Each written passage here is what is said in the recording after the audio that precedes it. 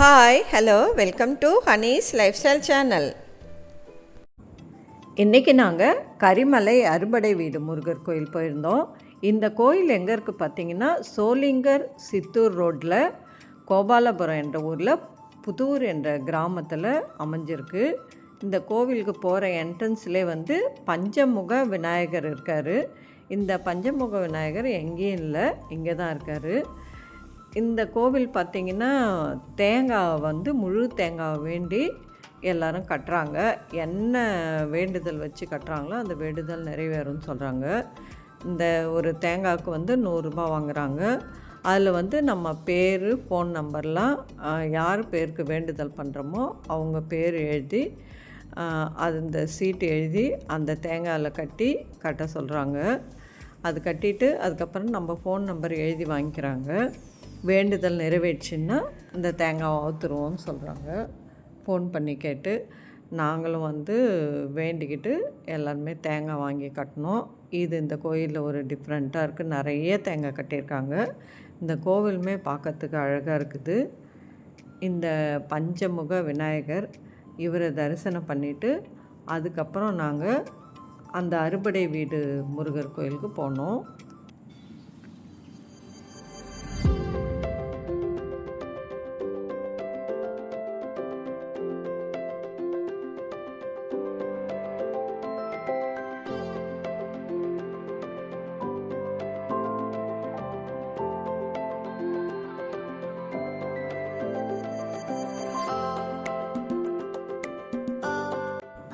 இந்த கரிமலை அறுபடை வீடு முருகர் இப்போ புதுசாக கட்டியிருக்காங்க. இந்த இடம் சூப்பராக நல்லாயிருக்கு. இயற்கை எழிலோட மலை சார்ந்த இடத்த கட்டியிருக்காங்க. நம்ம தூரத்துலேருந்து இந்த வியூ பார்க்குறப்ப இது ஏதோ பேலஸ் மாதிரி தெரியுது. அவ்வளோ அற்புதமாக அழகாக கட்டியிருக்காங்க. ஃபுல்லாக கருங்கல்லாலே கட்டியிருக்காங்க. நம்ம அறுபடை வீடு முருகரையும் ஒரே இடத்துல தரிசிக்கலாம் இந்த கோவிலுக்கு வந்தால். இந்த கோவிலோட அமைப்பு நட்சத்திர வடிவில், ஸ்டார் வடிவில் அமைச்சிருக்காங்க. ரொம்பவே அற்புதமாக இருக்குது. அதுவும் இல்லாங்க இங்கே பெரிய சிவன் சிலை கட்டிகிட்டு இருக்காங்க. அது ஒன்றும் ஃபினிஷ் ஆகலை, ஆனால் ரொம்ப அழகாக கட்டியிருக்காங்க. இந்த கோவில் பார்க்கறதுக்கே அவ்வளோ அற்புதமாக அழகாக இருக்குது.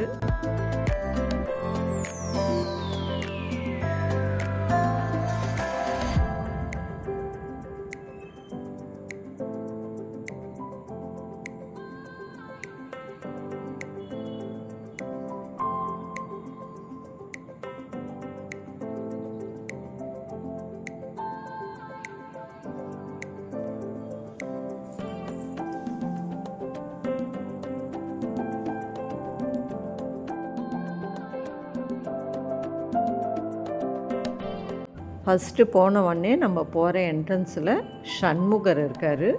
சண்முகரை தரிசனம் பண்ணிவிட்டு அதுக்கப்புறம் அறுபடை வீடு முருகரும் இங்கே பிரதிஷ்டை பண்ணி வச்சுருக்காங்க. அவ்வளோ அற்புதமாக அழகாக பண்ணியிருக்காங்க. கோவில் உள்ளார ஃபுல்லாக கருங்கல்ல தூணு தான் எல்லாமே. ஃபுல்லாக ஒரு இடம் கூட அதுக்கு சிமெண்ட்டே கிடையாது. ஃபுல்லாக கருங்கல் தான். அவ்வளோ அழகாக இருக்குது. அற்புதமாக பண்ணியிருக்காங்க. உள்ளார ரொம்பவே அழகாக இருக்குது. கோவில் உள்ள அறுபடை வீடு முருகரையும் ஒரே இடத்துல தரிசனம் பண்ண சந்தோஷம் நமக்கு கிடைச்சிது.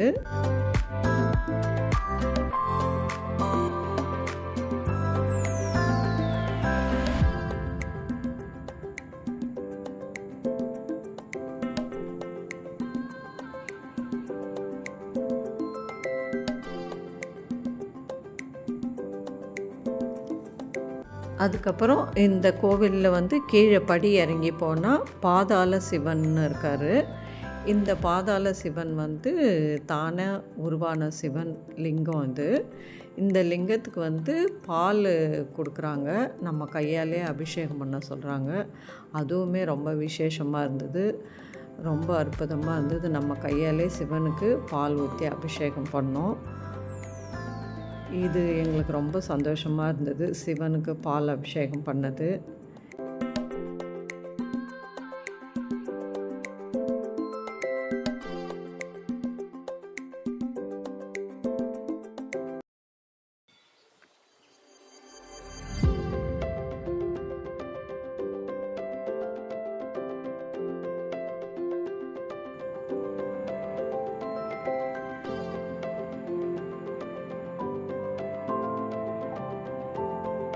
அதுக்கப்புறம் சிவனை தரிசனம் பண்ணிவிட்டு அதுக்கப்புறம் நாங்கள் கிளம்பிட்டோம். இந்த கோவில் ரொம்ப அழகாக இருக்குது. நீங்களும் ஒரு தடவை வந்து இந்த கரிமலை அறுபடை வீடு முருகனை போய் தரிசனம் பண்ணிட்டு வாங்க. ரொம்பவே நல்லாயிருக்கு. இந்த வீடியோ உங்களுக்கு பிடிச்சிருந்தால் லைக் பண்ணுங்கள், ஷேர் பண்ணுங்கள், சப்ஸ்கிரைப் பண்ணாதவங்க சப்ஸ்கிரைப் பண்ணிடுங்க. தேங்க்யூ. நெக்ஸ்ட் வீடியோவில் பார்க்கலாம். பாய்.